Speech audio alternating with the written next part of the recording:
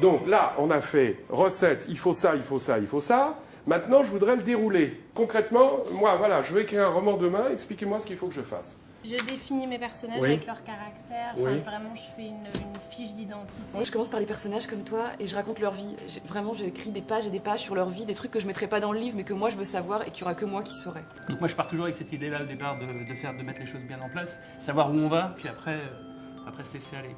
C'est parce qu'on sait où on va qu'on peut ne pas y aller.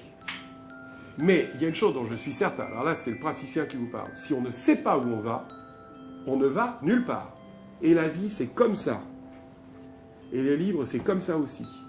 Moi, avant d'avoir une histoire, c'est une image, un truc que je raconte, une scène, et c'est quelque chose dont je suis certaine. Cette scène que je raconte, c'est une certitude. Pas mal ça. Pas mal. Moi, c'est à peu près pareil, j'ai tendance à écrire des scènes un petit peu qui me paraissent évidentes, et en fonction de ça, il y a une histoire et des personnages qui se construisent d'eux-mêmes, c'est assez spontané. Et après, bon, je mets un petit peu le puzzle en place. C'est là que le travail commence. Ouais, c'est une bonne chose ça. C'est-à-dire, je vais appeler ça le schéma du nid. C'est-à-dire, j'ai une scène, j'ai un truc, et puis peu à peu, ça va s'agrandir autour. Essayez de partir d'un truc comme ça, et de voir comment ça pourrait irradier autour, cette scène, cette explosion de départ.